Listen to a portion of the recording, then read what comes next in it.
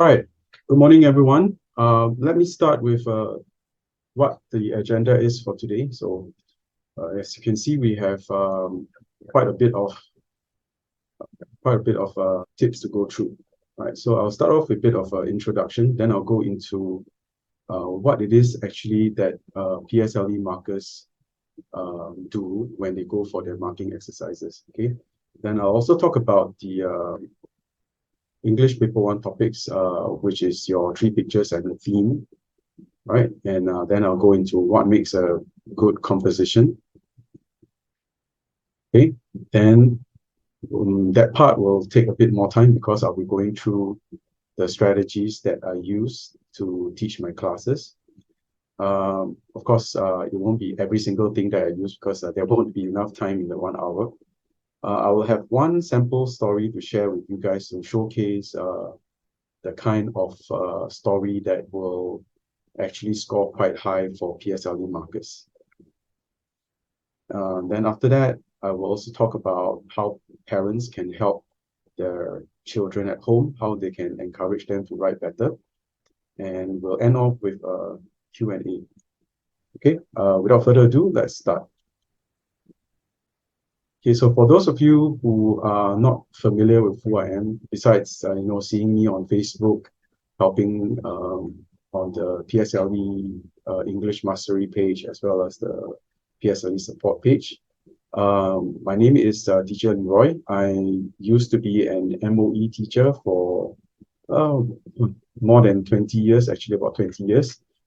Okay, I taught in schools like Sin Min, Rosyth, Tao Nan, Gong Hwa, and my last school deployment was actually in MacPherson Primary School. Okay, so I was usually allocated the upper primary levels for teaching English, usually P5, P6. So there's always a rotation, P5 to P6, P5 to P6, and so on. So I have extensive experience teaching the upper primary level. Right. So I was also almost every single deployment I had for PSLE marking was for the PSLE paper one. So for almost 15 years in a row, I was sent to this school in the east side. If I can remember what school it's Opera Estate Primary School, I think. And that was the center for the PSLE paper one. So I was usually one of the only male teachers marking the composition section there. This is something that I will explain more later also. So I was always a PSLE paper one marker. Once or twice I was marking paper two, like comprehension and so on. But primarily I was always sent to mark paper one composition. Hence my experience with the rubrics and with how the PSLE marking system, marking exercises work for paper one. Okay, I'm also a writer and a curriculum developer. I've been in the private tuition side since I left MOE around 2017. So from then onwards till now, and also prior to that, I've had a lot of experience doing curriculum development. I've also written and published quite a few short stories and books. Okay, as you can see on the right-hand side, I have recently published my short story as a graphic novel, and I was even featured in Straits Times with my son there because he was one of the cover art designers. Yeah, I've taken part in short story competition, writing competitions, and have won before too. So not just as an English teacher, I teach writing from the viewpoint of a published writer. So I know how to help students develop their writing skills better because as someone who has written quite a lot of stories, I can use that perspective to teach, right? So this is me in a nutshell. Okay, so I'm going to go on to what are the actual marking rubrics that PSLE markers use when they go for PSLE marking? So first of all, what happens at PSLE marking is that there'll be teachers, usually, they will request, the MOE will request for the upper primary English teachers to be sent to various centers for PSLE marking exercises. The last few years, because of COVID, there are quite a few changes because they're doing it digitally or online and so on. So I'm not too sure about that because I haven't encountered that. But the system should still be the same. There'll always be 2 markers. There'll be allocated a room. There'll be like maybe 20 to 30 teachers in a room. Okay, they'll be split into 2 tables, right? And then they'll be given a stack of situational and composition stories to mark. Okay, so each composition will actually go through 2 markers, right? And if the 2 markers marks are within the marking, what do you call that, the discrepancy range, they will just average the marks out. So like say one teacher gives 24, the other teacher gives 27, they will add that up and give the average mark. If the discrepancy range is more than 5 marks, then the first step we'll do is they'll actually ask the teachers to whether they want to change the marks to close the gap. So somebody has to give up, like the person who gave lower might, oh, okay, I'll give a mark more, I'll give 2 marks more, what, just to close the range. Or the person who gave too high will decide that, no, okay, I'll lower my marks to close the range. So, but if both can't decide, if both cannot agree, then a 3rd marker will be brought in. Okay, so this is what I remember of the PSLE marking rubric. So I'm not giving the entire range from like 1 to 4 all the way to 18 to 20. I'm just giving you the top range and the lower range just to give you an idea of how your kids' compositions will be marked, right? So on the top range, you have your 18 to 20 mark range, which applies to both the content mark as well as the language marks. So for content, the content of the story, guys, you gotta remember, is marked separately from the language side. So they should not, by right, let the language side affect how they feel about the story. Okay, so for your child's composition to score the 18 to 20 mark range, it really has to be exceptional for content. Okay, the ideas fully relevant. That means there are no extra, like plot ideas that go out of point or are unrelated to the topic or the theme. It has to be really, really interesting, very, very interesting, such that the marker will pay attention and take note, because you got to remember this, the marker will be going through hundreds of scripts, okay, and it's based on the same theme and it's based on the same 3 pictures. So what will end up happening is that most kids will write roughly the same type of stories, okay? So how do you make your child's composition, or how do you make your composition stand out if you're a student? Is that you need to stand out. You need to write stories that really tap on emotions and touch on real life, real world issues to show your maturity in writing. Okay, so those stories that stand out are those that are able to appeal to the audience. So I was talking earlier about recognizing who your audience is. So you need to remember this. Most of the teachers marking your compositions will be, actually, I can tell you, they will highly likely, 90% or 99%, they will be female teachers. Okay, I mentioned earlier that I was one of the only male teachers every time I go, which is very true. If you don't believe me, you look at your schools. How many male teachers are there in each primary school?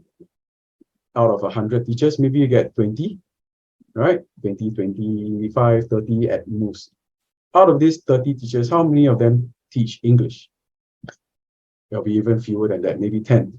Out of these 10 teachers, how many of them are upper primary teachers? even fewer now. So you get maybe 5 teachers out of each school that are male that are sent to marking centers. So you end up with maybe 1 or 2 guy teachers in each room that has been allocated for marking composition, right? So it's quite safe to say that most of your PSLE teachers, the marking teachers who are marking your composition will be female. Be that as it is, knowing your audience, right, is kind of a bit of stereotyping. So you need to write to your audience preference.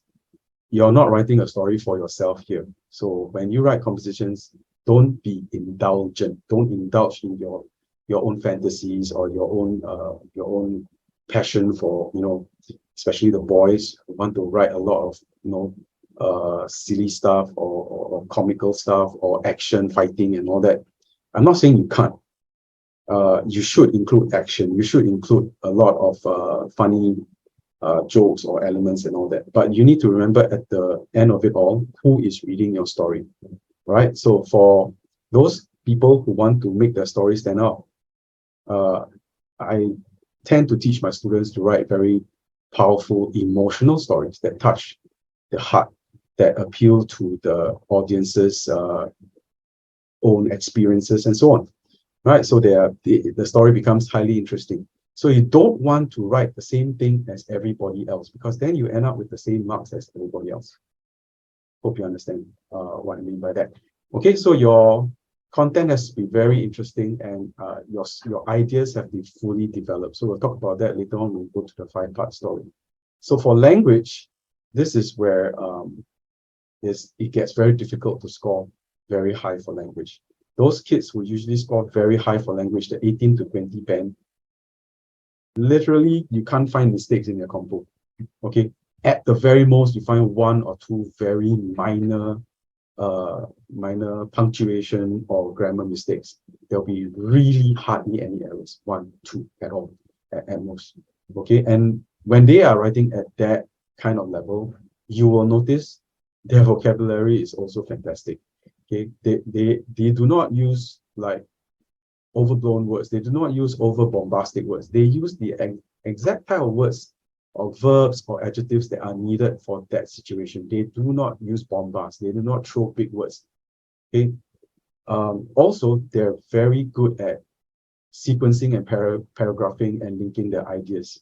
Some of them are so clever at it. They can do twists in the story. They can do flashbacks in the middle of the story. They're very good. So in order to hit this 18 to 20 range, you have to be that kind of caliber. And not many are able to achieve that. So in all my years of marking, I've only seen a handful that are really that good. Yeah, out of the 15 or so years of marking composition PSLE, I've only given 1 composition full marks for both 20 for content, 20 for language. Only 1. Okay, and even that I had to fight tooth and nail for the marks, because the other teacher did not agree to the marks that I gave. Okay, so as you can see, the lower band, this is where I need to talk about how scary it is if you don't write your composition according to what is required. Okay, so it's very easy to fall below the 10-mark band. Okay, mundane composition that is mostly undeveloped. That means basically you answer the theme. Yes, the story is about a fond memory. Yeah, so you mentioned that you have a nice memory of your past, but it is so predictable and so flat. I call them prata stories. They're very thin, that the teacher will not remember anything you have written. They don't feel anything for your story at all. So basically, you're just going to get a pass for content or below even. Okay, and you can see the errors in grammar, expression, spelling, punctuation now becomes numerous errors. So what that means is, guys, this is what I tell my students also. Mistakes in grammar, spelling, punctuation are counted 1 by 1. The more mistakes you make in grammar, punctuation, spelling, the lower your rubric, the marks for your rubrics drops. Okay, so if your writing is already full of errors, it is almost impossible for you to get the 18 to 20 band. So you have to learn to fix that first. So one of the things I do for my classes is I call them bad habits. So I try to stop all these bad habits. We put a stop to them through drafting, doing draft twos, draft threes, and so on. So they learn through their corrections and drafts to stop making those mistakes. And the other thing is editing your work, proofreading and editing. How many of you actually do that? Please be honest to your parents. Almost none of you actually bother to read through and check your work once it's done. I know, because I've been teaching compo for a million years. I know my students, right? A lot of them don't read through and they submit their work. Once it's done, they put on site and they submit. So what happens is then your story has all these mistakes. Every single mistake will be spotted and counted by the two teachers marking. So nothing will escape them. So every single mistake you make in punctuation, in grammar, in spelling will be found, and that will drop your marks lower and lower and lower. So you have to learn to stop making those mistakes and start writing better. So then your language marks can go up. Understand? Okay, so a 0 mark will only be given if there is no response beginning to, that means there's the response makes no sense at all from beginning to end. That means the teacher reads your story and it's gibberish. Okay, or people just copy the question. It happens. Or there's nothing at all, blank. Okay, so now here comes the scary part, right? Okay, so if you write your story according to the topic given, the theme given, let's say a fond memory, you wrote about a fond memory, and you use at least one picture. So the rule is there are 3 pictures, you have to use at least one of them. Your content marks will be marked according to the rubrics. Language marks will be marked according to the rubrics. Okay? If you write your story according to the theme, you settled the theme, you answered the story topic questions, but you forgot to use any of the pictures. Okay, how does that happen? It happens. Some students look at the theme and go, oh, I wrote this story in school before, therefore they just regurgitate everything. They just write everything, completely ignoring any of the pictures. Or they thought they used the pictures. They thought they used the pictures. Like, for example, you have a picture of, let's say, for example, you have a picture of a wallet with no money inside. So the kid just says, I'm broke. I don't have any money. Doesn't count as using the picture. So they thought they used it, but it didn't. Like the last year's one was there's one picture with the calendar, right? The date and the date on the calendar. So some kids did not use the picture, as in they did not mention the calendar at all. They just said that time passed. It doesn't count either. So using the picture means you have to use it in detail. You have to describe that scene in detail. And that picture has to be used as an important part of the story and not just a mention. All right. So if you don't use any of the pictures, what will happen is you will get this. You will only get this marks. Okay. You will only get 5 to 8 marks for your content. Okay, which is very, very scary. Okay, what that means is that you already lost 12 to 15 marks in content. Your content already is a fail, but your language will be marked as per normal still. Okay, so you might get like very high for language, but you will fail your content. The other point is even scarier, is that if you write out of point, that means the topic is not mentioned at all. You wrote something else, totally different story, has nothing to do with the topic. So then what happens is that your content marks only drop to 1 to 4 marks. Yeah, which means that you lose up to 16 to 19 marks already. You already auto-fail. Okay, and to make matters worse, your language marks will not be higher than 12 to 14. That's it. At the max you will get is 14 marks. So 14 marks plus 4 marks, let's say you get max 4 marks for content, you only get 18 upon 40, which is a fail. So how does that happen? How do people write out of topic? Happens quite a lot actually in PSLE. They misinterpret the topic. Okay, if the story is about being honest, they wrote about being dishonest instead. or they allocated too much time to write about before the topic happens. They only get to the theme at the end of the story. So if they only get to the theme at the end of the story, the content mark will only be given for that part of the story where the theme is mentioned, which can be very low. Okay, so if the student writes out of topic and none of the pictures are used, then a third marker will be required to read through and check to verify that, yeah, the story is out of point. Okay, so let's move on. Okay, so remember this, students may choose 1, 2, 3 or all pictures to write. They must remember to write about the topic and use the pictures. If no pictures are used, you are marked at the 5 to 8 mark band, 12 to 15 marks lost. If no theme is used, you are marked 1 to 4 mark band with 16 to 19 marks lost. Okay, so then what are the kind of topics that generally come out? So PSLE likes to give topics that are very positive reinforcement. You know, they want to write about things that are positive, encouraging. These are general themes that have come up in the past. They are continually coming up with new topics and themes. So there is no actual way for us to spot them, but you will notice that a lot of themes overlap. A lot of themes can be used they just change the topic, the name of the title of the story, but the themes are generally about the same.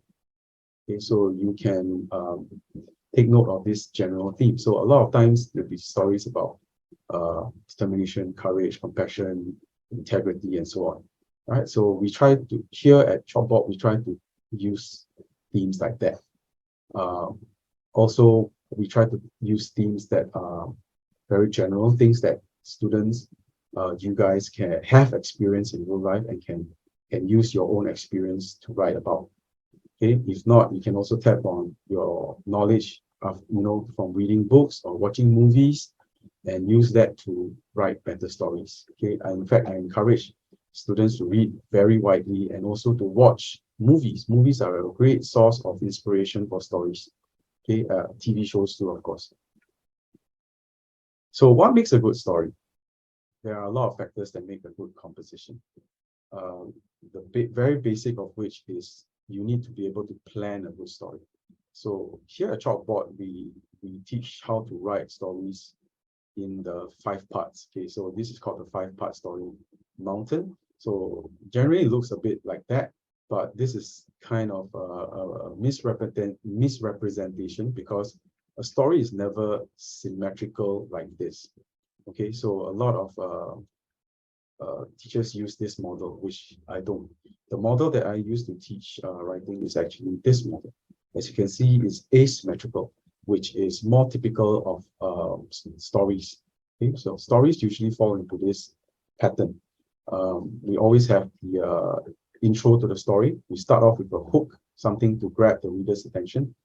Then we introduce characters and setting, and then the story starts with a problem. Usually something goes wrong or someone doesn't follow instructions or advice, and things start to go wrong from there. So here is the development of the story called the rising action. So imagine the part of a movie where the story gets more and more interesting, the movie gets more and more exciting.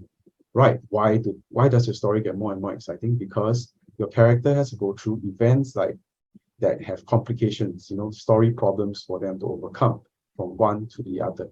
So usually we have a series of 2 to 3 events. Okay, so most stories, compositions would benefit from having at least 2 to 3 problems in the story for your characters to overcome to get the reader to feel invested, feel more excited about the story, feel more anxious for the main character. So it builds up this kind of suspense and it makes the reader stay on the edge of their seat. They want to find out what happens next. So that's what makes your PSLE marker keen to read on. Because trust me, you want them to pay attention to your story. You don't want them to fall asleep reading your story. Okay, so it does happen because we have to mark a lot of stories, and sometimes after lunch you come back, you're sleepy and tired, and you get this compo where the story just drones on and just it's very dull and it's very boring. Yeah, so you get the idea. So you don't want that to happen. Okay, so the proportion of the story also, you have to take note. Notice that the intro is very short. This is the part of the story that most students need to work on developing. The time spent is also the longest. So imagine you're watching a 2-hour movie. How would you proportion this? So this part of the movie is probably around 30 minutes. This part of the movie is probably at least an hour and 15 minutes. And then you have the last part of the movie, which is another 15 minutes or so. So basically, your rising action of the story takes up the most space in your story. So what I found sometimes happens to kids is that they write very long introduction. The introduction takes up a lot of space, like 2 pages. 2 pages later, the story still hasn't gone on to what is supposed to happen. Then what they find out after that is that, oh no, I've run out of time to write. So they rush this part of the story. Okay, and sometimes they don't even write the climax. They just cut straight to the falling action and then they drop down to the conclusion.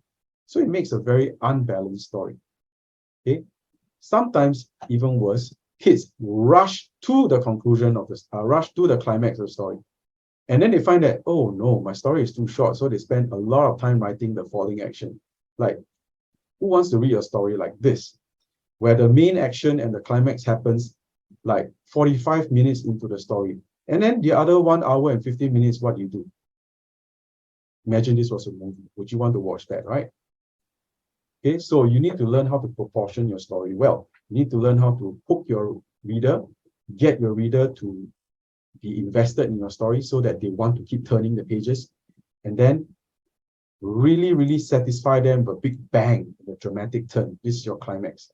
Okay, so this is called the dramatic turn also. Something really surprising or something shocking or something very touching happens here.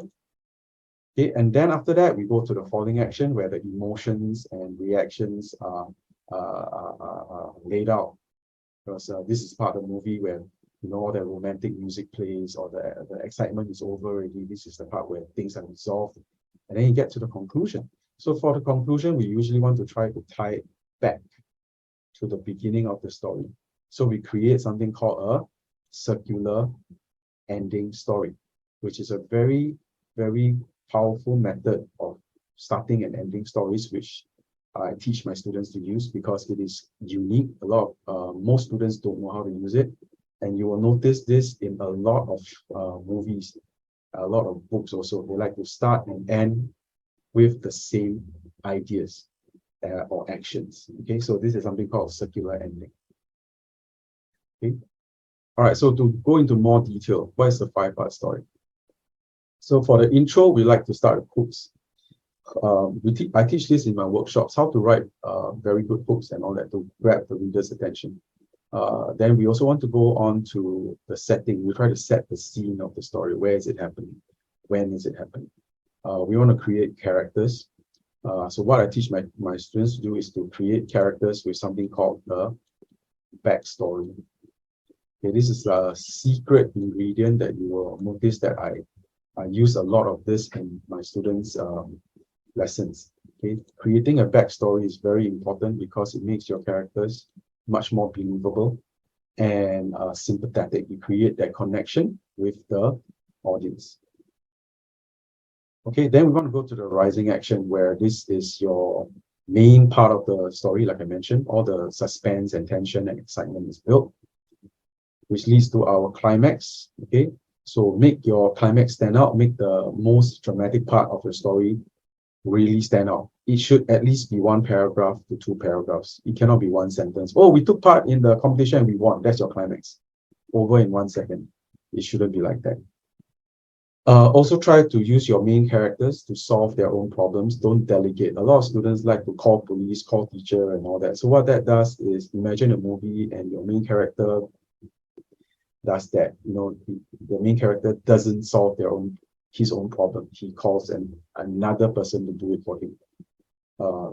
It becomes a very lame climax. Okay? It's not something that a marker will remember or will enjoy reading about, right? So we want to see how your characters develop, not have your problems solved by other people.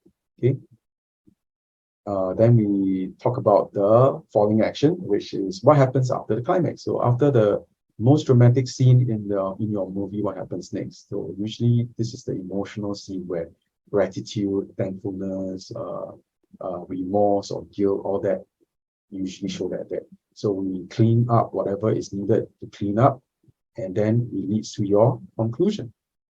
So for conclusion, we usually want to end with the topic, the theme of the story, whether it's about fond memory or being honest or being compassionate or whatever.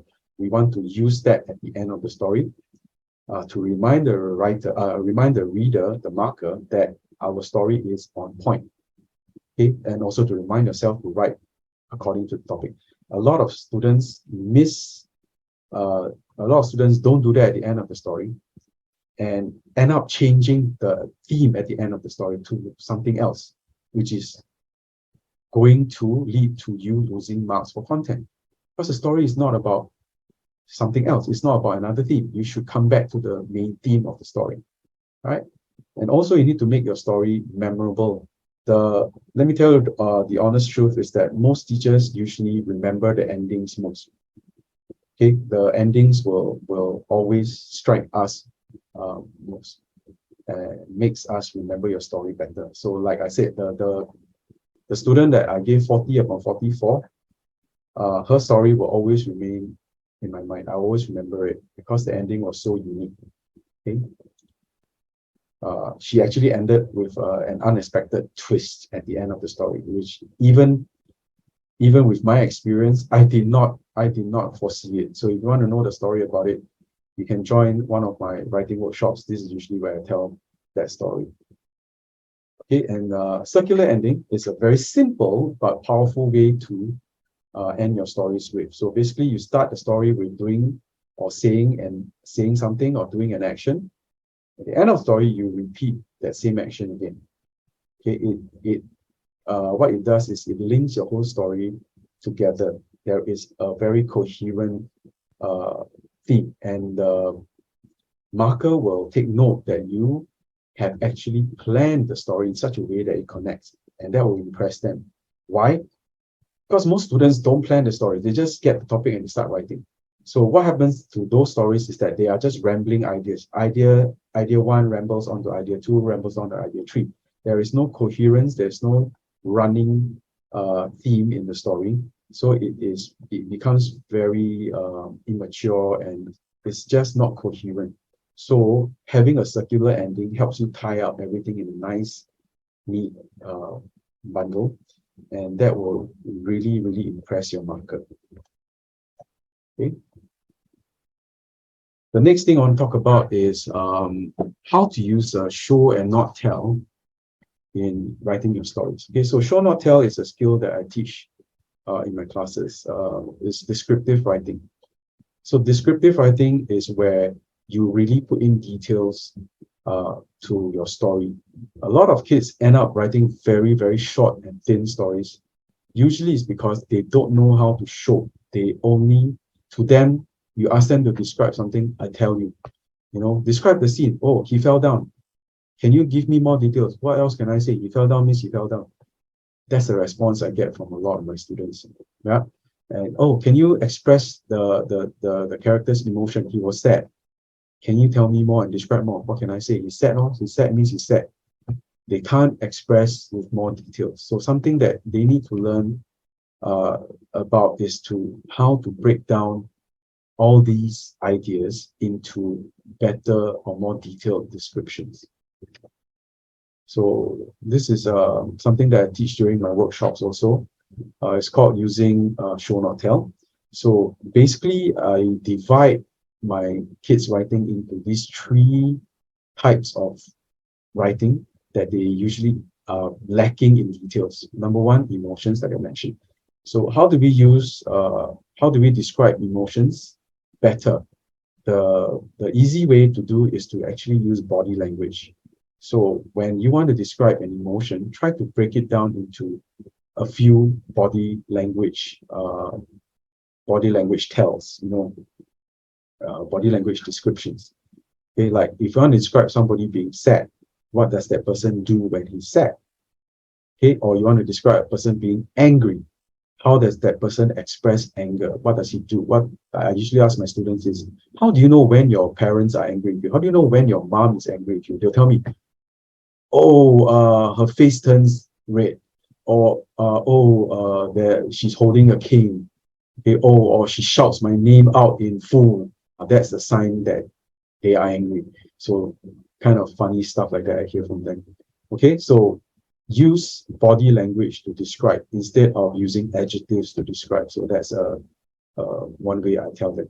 So second is how we write better actions. So like I said, a lot of kids don't know how to describe actions. Generally, I find that the boys are better at picking up how to describe action, maybe because of the type of books they read and the type of movies they watch. Girls tend to be better at describing emotions. So how you describe action, there's a very simple way to do it, is to break it down into 5 smaller actions. Okay, so when you think of a big action like falling down, try to break it up. Like what happens first? Oh, he slipped on a banana peel. Then what happens next? His legs shoot out. Then what happens next? He flails his arms around trying to catch his balance. And then what happens next? He falls backwards. And what happens next? He lands on his back. That's it. 5 actions, right? So any action scene can actually be broken down into 5 smaller actions. Try it out with yourself at home. Try to think of an action like scoring a soccer goal. Break it up into 5. Okay, practice that.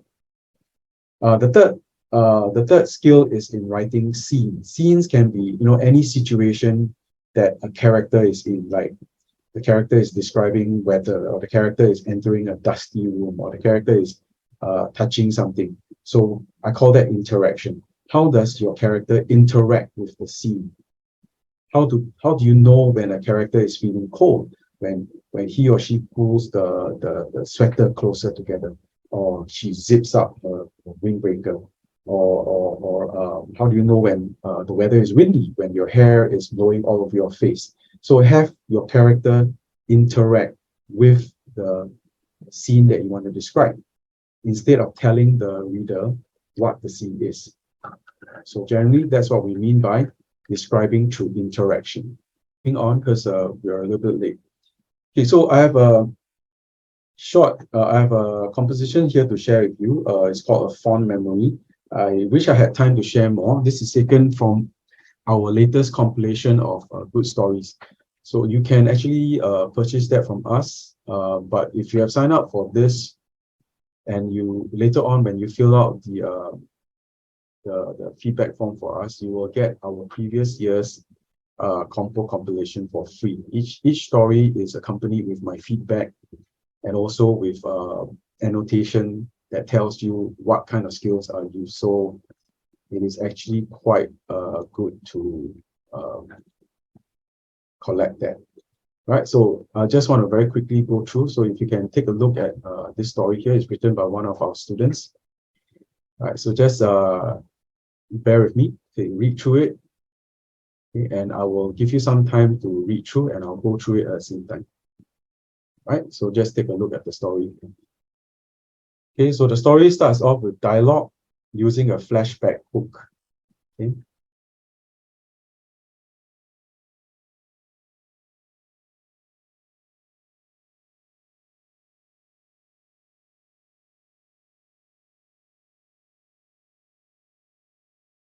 If you have finished reading the page, let me know. I'll just pull it down a little bit.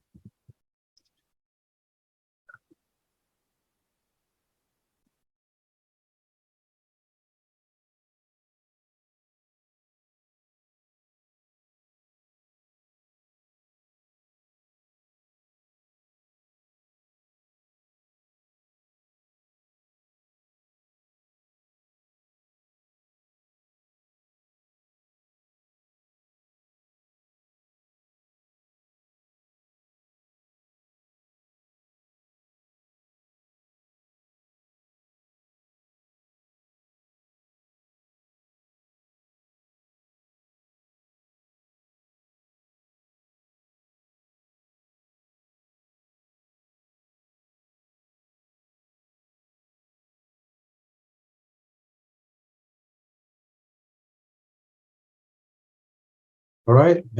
Has everyone finished reading this page? Okay, I'll just slowly go on to the next page.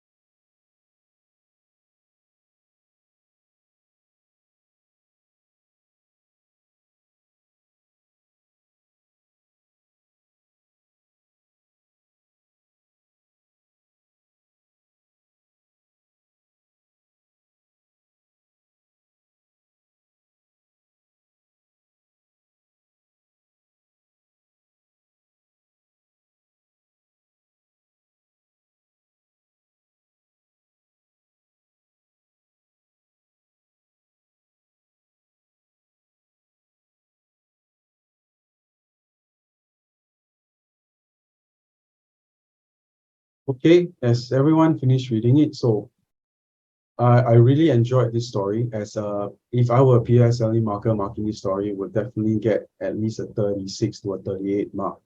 Because I mean it has been edited for languages and language mistakes and all that. So originally the language marks were not that high because of course there are mistakes made and all that. But it's the story that really impresses me, right? So it is a story about fond memory. So because it's a fond memory, it is very clever to use flashback.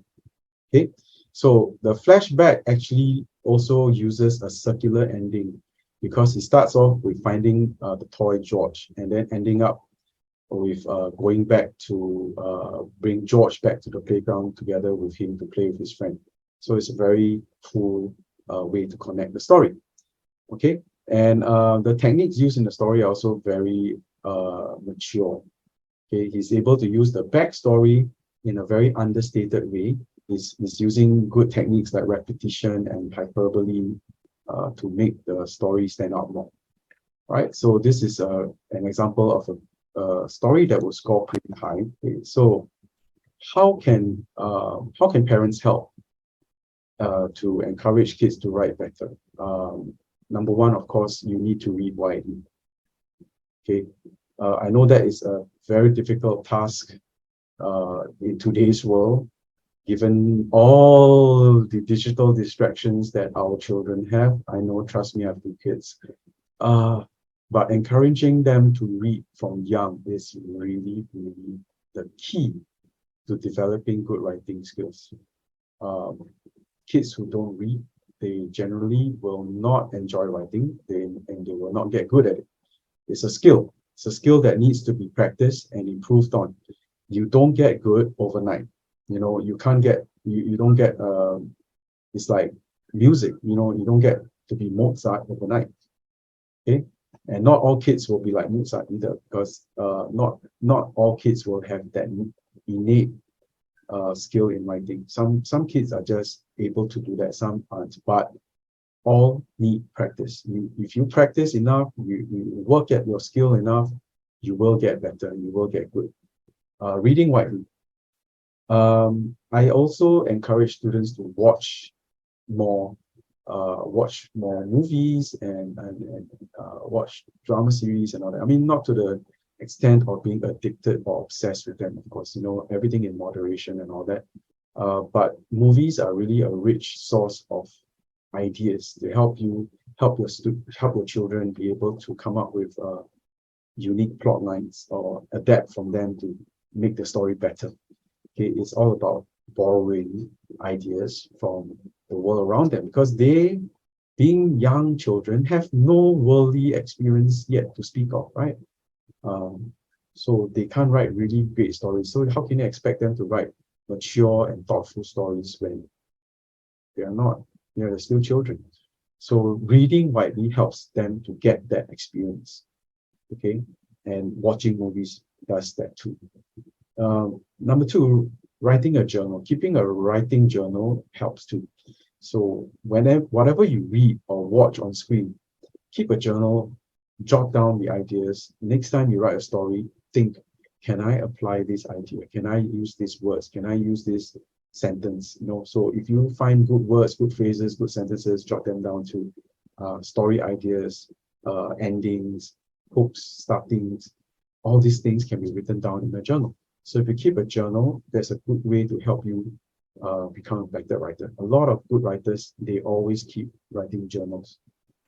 Okay. Parents need to also show encouragement and appreciation. Now, writing, being a good writer is basically, it depends on these three things. So I used to show this as like a bar graph. Okay, so we have these three components. Okay, one is your love or passion for writing. One is your skill in writing, and one is your reward from writing.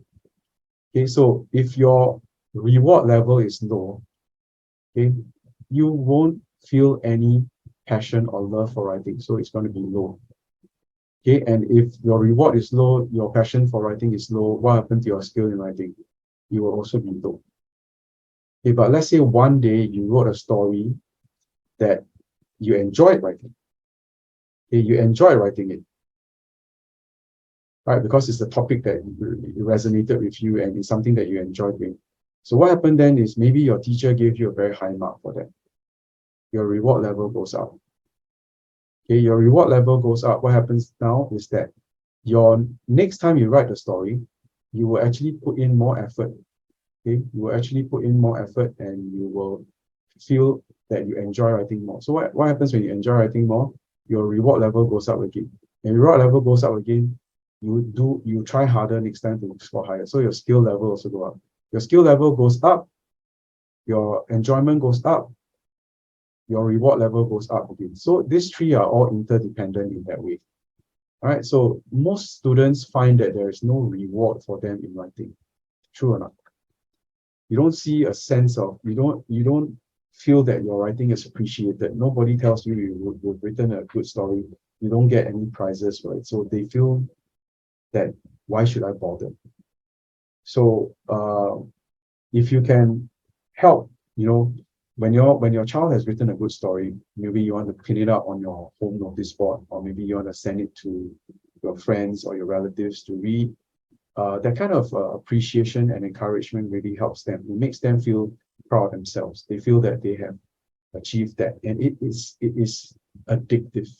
Writers' egos.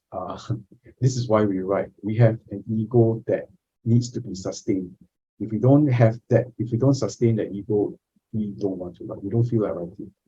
Okay, so once their stories have been put up on the board or they won a competition, you will see that it's self-sustaining. They want to write the next story. They want to write a better story. They want to get more praise or appreciation from their peers or from teachers or from school or from parents. And then they will start writing more and more. And once they start writing more and more, they get better and better. Okay.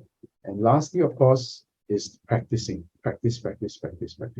You need to do your composition, you need to do your drafting, you need to do your draft 2s, draft 3s, just to work on fixing mistakes that you have made, learning better ways to write dialogue, learning better ways to start and end stories, learning how to use figurative language, learning how to use symbolism, stuff like that. The more you practice, the better you will get at writing. Okay, that's the best way to improve. So we have online self-study courses available on our Thinkific platform. We have several now at the moment. So if you are interested in watching more videos on my lessons, this is where you can go. Right, so these are the courses now available. We have our tricky grammar and synthesis questions section. Okay, we have also our visual text and comprehension open-ended, which is new. And we have our editing and comprehension closed section, which is also new. So it's $79.90 per course, gives you a 2-year access. There's no limit to the 2 years. You can access anytime you want. You can pause the videos, you can do the assignments. Okay, there will be also worksheets provided. Okay, there's also our advanced composition and situational writing technique course. This is also on our Thinkific platform. It's $99.90. And if you get all 4 courses now, you can direct message us to sign up, and we will give you a special bundle rate at $288. Okay, so also keep in touch with us. Follow our Facebook for updates. We have upcoming holiday workshops during the June holidays, so do check our Facebook page for updates. All right. Okay, thank you very much. I'll see you guys